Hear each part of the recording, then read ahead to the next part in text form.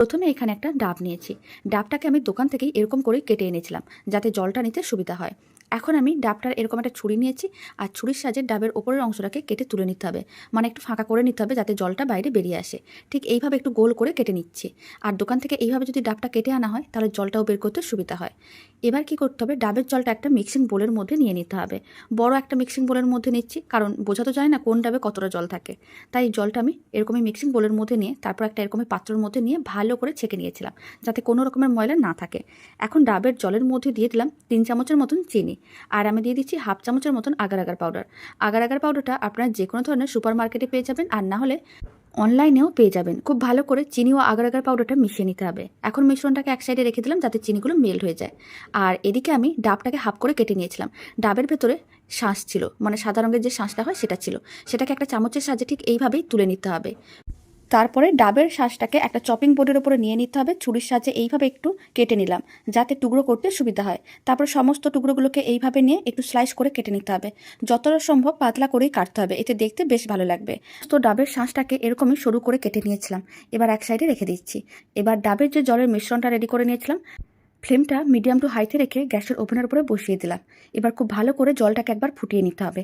খুব বেশি সময়ের প্রয়োজন পড়ে না, শুধুমাত্র একবার জলটাকে ভালো করে ফুটিয়ে নিলেই হবে। তাই ফ্লেমটাকে মিডিয়াম টু হাইতে করে দিলাম। প্রায় 1 মিনিট পরে দেখাচ্ছি। আপনারা দেখুন জলটা ভালো করে গরম হয়ে গেছে।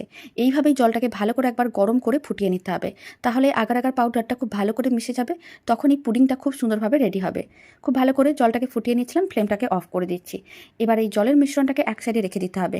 আর এরকম একটা ছোট্ট বাটি নিয়েছি, আপনারা চাইলে যে কোনো ধরনের বাটি বা পাত্র নিতে পারেন। এখন ডাবের যে শাঁসটাকে পাতলা করে কেটে রেখেছিলাম সেটাকে প্রথমে দিয়ে দিলাম, আর আমি ডাবের জলটাকেও দিয়ে দিচ্ছি। তারপরে ডাবের জলের সঙ্গে শাঁসটাকে এইভাবে খুব ভালো করে একটু মিশিয়ে নিতে হবে। আর 10 মিনিট রেখে তারপরে 1 ঘন্টা ফ্রিজে রেখে ঠান্ডা করে নিতে হবে। আর নর্মাল ফ্রিজে রেখেই ঠান্ডা করতে হবে। 1 ঘন্টা আমি ফ্রিজে রেখে ঠান্ডা করে নিয়েছিলাম। দারুণ স্বাদের ডেজার্টটা একেবারেই রেডি। এইভাবে একবার নরম তুলতুলে জেলির মতন ডাবের পুডিং বাড়িতে বানিয়ে দেখতে পারেন, যা খেতে ভীষণ ভালো হয় আর দেখতেও বেশ ভালো হয়। তারপর একটা ছুরি নিতে হবে, আর এইভাবে সাইডগুলোকে একটু আলাদা করে নিতে হবে যাতে পুডিংটা খুব সহজে বাটির থেকে ডিমোল্ড হয়ে যায়। তারপর একটা প্লেটে নিতে হবে। প্লেটে নিয়ে এইভাবে একটু উল্টে নিতে হবে, আর হাতে এইভাবে একটু ট্যাপ করে নিতে হবে। আপনারা দেখুন ডাবের পুডিংটা কত সুন্দরভাবে রেডি হয়েছে, আর খেতেও ভীষণ ভালো হয়। বাড়িতে একদিন হলেও বানিয়ে দেখতে পারেন। রেসিপিটা শেষ পর্যন্ত দেখার জন্য অসংখ্য ধন্যবাদ। আর ভালো লেগে থাকলে আপনারা যদি ফেসবুক থেকে রেসিপিটা দেখছেন, পেজটিকে ফলো করে নেওয়ার অনুরোধ রইল। ইউটিউব থেকে দেখলে চ্যানেলটি সাবস্ক্রাইব করে নেওয়ার অনুরোধ রইল।